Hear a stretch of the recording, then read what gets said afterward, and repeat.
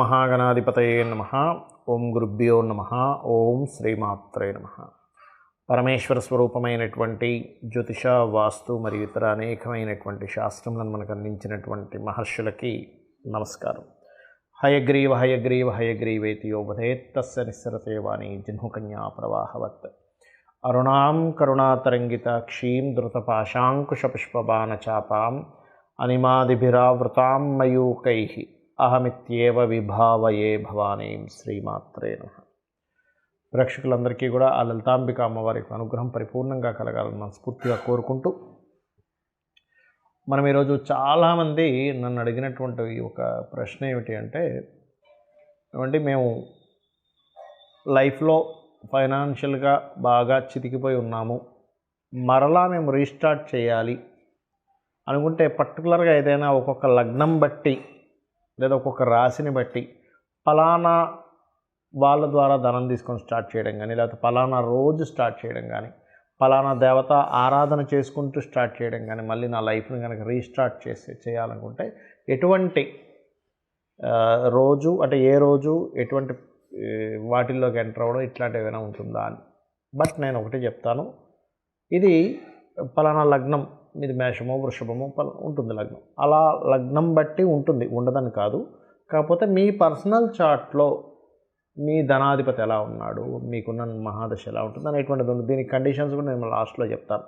అదేవిధంగా అసలు జాతక చక్రం లేని వాళ్ళు కూడా ఫైనాన్షియల్ గ్రోత్ అవ్వాలి ఏంటనేది చెప్తాను. బట్ మనం ఈ ఎపిసోడ్స్లో ఏంటంటే ఒక్కొక్క లగ్నం తెలియని వారు రాశి బట్టి మనం ముందుకు వెళ్దాం. మకర లగ్నము, మకర రాశి. మకరంకు ఉన్నటువంటి గొప్పతనం ఏంటంటే మకరం పట్టు అంటూ ఉంటారు, అంటే పట్టుదల ఎక్కువగా ఉంటుంది మకరం వారికి. అయితే మీకు మీ రాశి, మీ లగ్నాధిపతి ధనాధిపతి రెండు ఒక్కలే. అంటే మీరు మీ మనీ ఒకటే, మీరు మీ ఫ్యామిలీ ఒకటే. ఫ్యామిలీ ఎంత ఎక్కువ పెట్టాల్సి వస్తే అంత ధనం పెరుగుతూ ఉంటుంది. ఫ్యామిలీ మెంబర్స్ అయితే ఎక్కువ మంది అంత ఫైనాన్షియల్ గ్రోత్ కూడా పెరుగుతుంది.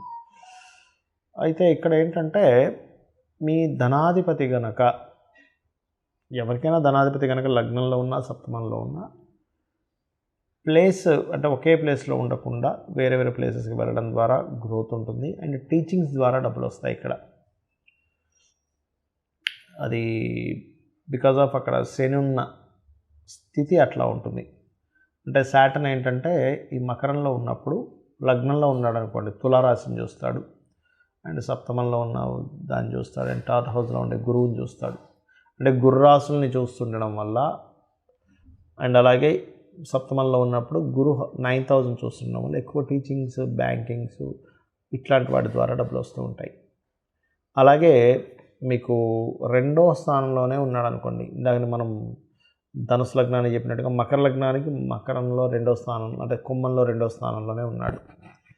ఇక్కడ మాత్రం కొంచెం కుటుంబ సభ్యులతోని ఫైనాన్షియల్ సెక్టార్స్లో కొంత స్ట్రెస్ ఉండి, దాని తర్వాత భూముల ద్వారా డబ్బులు వస్తాయి. మళ్ళీ భూములకు సంబంధించిన బిజినెస్లు చేయడం ద్వారా, రియల్ ఎస్టేట్ ద్వారా డబ్బులు ఇస్తాడు ఇక్కడ. అదే మూడులో ఉన్నాడు ఉదాహరణకి, ఇక్కడ కూడా మీడియేటింగ్ ద్వారా డబ్బులు ఇస్తాడు, టీచింగ్ ద్వారా డబ్బులు ఇస్తాడు, గురు హౌస్ కాబట్టి. అండ్ అలాగే 4లో ఉన్నప్పుడు మాత్రం ఇక్కడ కొద్దిగా అనారోగ్య సూచనలు ఇస్తూ ఉంటాడు. అంటే పంటికి సంబంధించినవి, కంటికి సంబంధించింది, లేకపోతే సహజంగా నర్వస్ రిలేటెడ్ ప్రాబ్లమ్స్ రావడం. బికాజ్ ఆఫ్ ఇక్కడ ఓన్లీ ధనాధిపతే కదా, లగ్నాధిపతి కూడా నీచి పొందాడు. కానీ అదే నీచభంగా రాజయోగం జరిగిందనుకోండి, అద్భుతంగా స్టార్టింగ్లో కొంత స్ట్రెస్ అయినప్పటికీ దాని తర్వాత అద్భుతంగా ఉంటుంది. నీచభంగ రాజయోగాస్ అంటే ఆ రాశినాథులు చూడడం కానీ, నీచగ్రహం కానీ ఉచ్చగ్రహం కానీ దాంతో కనెక్టివిటీస్ ఉండడం కానీ దాన్ని నీచభంగ రాజయోగం అంటారు. లేదా ఆ రాశ్యాధిపతి వెళ్ళి ఉచ్చలో పొందడం కానీ ఇవన్నీ కూడా. అయితే ఇక్కడ మీకు మరి నీచభంగ రాజయోగం జరగలేదు, అప్పుడు ఏం చేయాలి? ఎక్కువగా సుబ్రహ్మణ్యేశ్వర స్వామిని కానీ, అండ్ అట్లా ఆంజనేయ స్వామి ఆరాధన కానీ చేస్తూ ఉంటే మీకు ఫైనాన్షియల్ గ్రోత్ అనేటువంటిది పెరుగుతుంది. అదేవిధంగా బిజినెస్ లైన్స్లోకి వెళ్ళాలి. బుధుడు కనుక బాగుంటే, శని పాడైపోయాడు రెండో అధిపతి, అంటే జాబ్ రాదు పెద్దగా, అప్పుడు బిజినెస్ లైన్స్లోకి వెళ్ళాలి. మీకు పంచమంలో ఉన్నాడు అనుకోండి, అప్పుడు ఫైనాన్స్ అనేటువంటిది సంతానం కలిగినప్పటి నుంచి, సంతానం ఎదుగుతున్నప్పటి నుంచి ఫైనాన్స్ అనేది గ్రోత్ పెరుగుతూ ఉంటుంది. అలాగే 6లో ఉన్నాడు ఉదాహరణకి, అప్పుడు కూడా మీకు ఎనీ బ్యూటీ రిలేటెడ్ అంటే అందానికి సంబంధించిన అండ్ అందానికి అండ్ లా రిలేటెడ్ సంబంధించిన ఏదైనా గొడవని తీర్చడం ద్వారా అంటే లాయర్స్ అండ్ అట్లాగే ఫైనాన్షియల్ సెక్టర్ సంబంధించిన అడ్వర్టైజ్మెంట్ సంబంధించిన మార్కెటింగ్ సంబంధించిన వాటిలో ఈ గ్రోత్ అనేటువంటిది ఉంటుంది. అండ్ అలాగే మీకు ఉదాహరణకి సప్తమంలో అయితే చెప్పాను ఆల్రెడీ, 8th హౌస్లో ఉన్నాడు అనుకోండి ఉదాహరణకి. ఇక్కడ ఏదైనా గవర్నమెంట్ కాంట్రాక్ట్స్ కొంతమంది ఈ మైనింగ్స్ అవి చేస్తుంటారు, వాటి ద్వారా వస్తుంది. ఆర్ ఎనీ రీసెర్చెస్ ద్వారా, డయాగ్నోస్టిక్ సెంటర్స్ ద్వారా, ఆరోగ్యానికి సంబంధం ఇట్లా అంటే ఆరోగ్యానికి సంబంధించింది ఏం డయాగ్నోస్టిక్ 8th హౌస్ కదా అందుకని. అండ్ అలాగే 9th హౌస్లో ఉన్నాడు మీ శని భగవానుడు ఉదాహరణకి. 9th హౌస్లో ఉంటే కూడా ఏంటంటే ఇక్కడ teaching, marketing and real estate ద్వారా ఇస్తాడు. 10th హౌస్లో ఉంటే కూడా మీకు పర్టికులర్గా ఇక్కడ కూడా లా రిలేటెడ్ సంబంధంగా ఇస్తూ బిజినెస్ సంబంధించిన వాటి మూలంగా యోగాన్ని ఇస్తాడు. 11th హౌస్లో కనుక ఉన్నట్టయితే కనుక ఇక్కడ మాత్రం కొద్దిగా మీకు పర్టికులర్గా ఎనీ క్రియేటివ్ బేస్ మీద ధనయోగం అనేటువంటిది వస్తుంది. 12th హౌస్లో ఉన్నాడు అనుకుంటే ఇక్కడ పర్టికులర్గా ఎనీ ఫైనాన్స్ అండ్ బ్యాంకింగ్ ద్వారా వస్తూ ఉంటుంది. అయితే ఇక్కడ ఒకటే గుర్తుపెట్టుకోండి, ఈ అధిపతి వెళ్ళి వేరే వేరే గ్రహాలతో కలిస్తే కొంత మార్పు వస్తుంది. అయితే మీకు ధనపరంగా బాగా కలిసి రావాలంటే కాలభైరవ అష్టకం చదువుకోండి, అన్ని విధాలా బాగుంటుంది. ఇక్కడ నేను మీకు కొన్ని కండిషన్స్ కూడా చెప్తాను. ఏమిటది అంటే అందరూ చేసుకోవాల్సిన ఫస్ట్ అసలు మంత్రం ఏమిటి, ఫైనాన్షియల్గా నాకు రావట్లేదండి, ఓం సంపత్కరీ సమారూఢ సింధుర వ్రజ సేవితాయే నమః. లేదు బాగా అప్పులు ఉన్నాయి, గొడవలు ఉన్నాయి, ఆ గొడవలు తీరిగితే కానీ నాకు డబ్బులు రావంటూ ఉంటారు. అలాంటప్పుడు నవవిద్రుమ బింబశ్రీ ఞక్కారి రతనచ్చద, దీనికి ముందు ఓము లాస్ట్లో నమః కలుపుతుంది. ఓం నవవిద్రుమ బింబశ్రీ ఞక్కారి రతనచ్చదాయే నమః. అయితే ఇక్కడ మనకు కొన్ని కండిషన్స్ ఉంటాయి. ఏమిటది అంటే ప్రతి మనిషికి కూడా ఫైనాన్షియల్గా మంచి స్టేజ్కి వెళ్ళాలని అనిపిస్తుంది, అనిపించాలి కూడా. మనకు శాస్త్రాలు కూడా చెప్పింది ఏమిటంటే పురుషుడు ఖచ్చితంగా 1 సంవత్సరం సరిపోయేంత ధనాన్ని అతను ఎప్పుడూ క్యారీ చేస్తుండాలట. అది కూడా ఎవరు, గృహస్థు, సన్యాసుల గురించి కాదు నేను చెప్పేది. గృహస్థు ఖచ్చితంగా ఒక 1 year సరిపోయేంత మనీని ఆయన దగ్గర ఉంచుకుంటే ఫ్యామిలీకి ఏమీ జరగకుండా ఉంటుంది. ఇవాళ రేపు మనం చూసుకున్నట్లయితే ఏ రోజుకి ఆ రోజే పరిస్థితి, ఏ నెల కానాలే పరిస్థితి ఉంది. మనంత మనీ మన దగ్గర ఎప్పుడు ఉండాలి, నిల్వ ఉండాలి అంటే మీరు చేయవలసినటువంటి కొన్ని మనకు తెలియకుండానే కొన్ని తప్పిదాలు చేస్తూ ఉంటాం. ఏమిటవి? ఇప్పుడు నేను మీకు మంత్రం చెప్పాను, ఈ మంత్రం రెగ్యులర్గా చేయాలి. ఎప్పుడైనా గుర్తుపెట్టుకోండి, రెగ్యులర్గా ఒక రోజు ఏదో బద్దకించి ఆపేసాం, 2వ రోజు 3వ రోజు ఆగిపోతూ ఉంటుంది. కాబట్టి పాయింట్ నెంబర్ 1, రెగ్యులర్గా మంత్రం చేయడం చేయండి.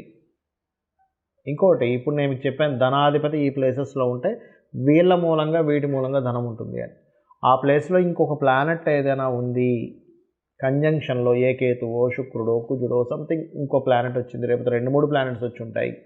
2-3 ప్లానెట్స్ కనుక ఉంటే మల్టిపుల్ ధనయోగాస్ ఉంటాయని అర్థం చేసుకోండి.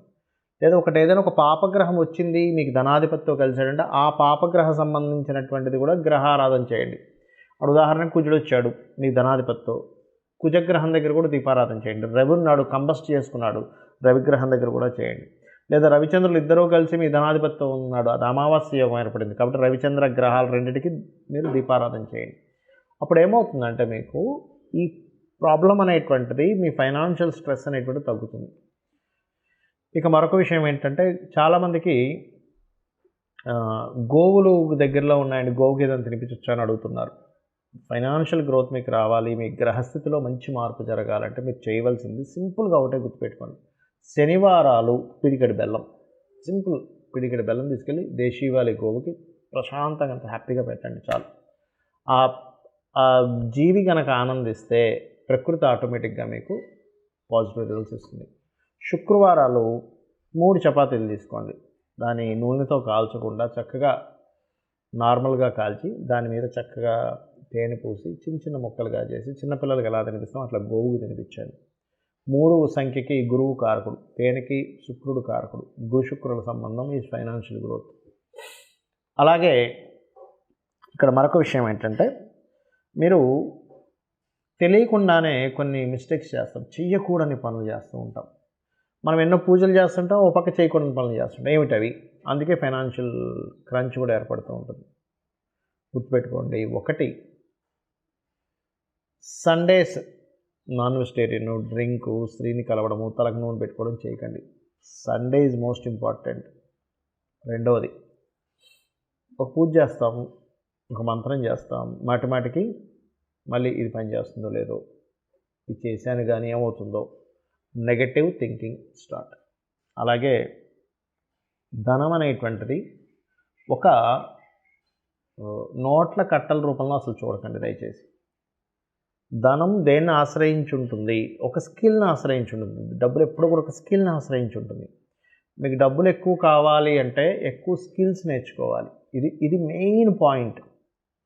మీ దగ్గర పలానా ఇది ఉంది, ఒక బిజినెస్ మ్యాన్ దగ్గరికి వెళ్ళి మీరు చెప్పారు, నా దగ్గర ఒక గొప్ప ఐడియా ఉంది, దీని ద్వారా మీ యొక్క బిజినెస్ డబల్ అవుతుంది అన్నారు. వెంటనే అతను మిమ్మల్ని అవును అయితే నువ్వు నా దానిలో కొంచెం జాబ్ చేసి చూపించు అంటాడు. మీరు చూపించగలిగారు, ఏమవుతుంది?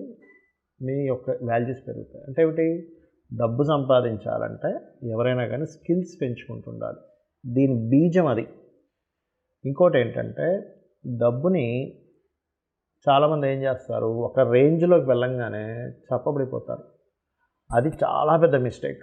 అరే నేను ఆ రోజులు చాలా బ్రతికాను, దాని తర్వాత ఎందుకు నేను పతనం అయ్యాను అంటుంటారు. బికాజ్ ఆఫ్ అప్డేట్ లేకపోవడం. ఎప్పటికప్పుడు అప్డేట్ చేసుకోవట్లేదు వాళ్ళని వాళ్ళు.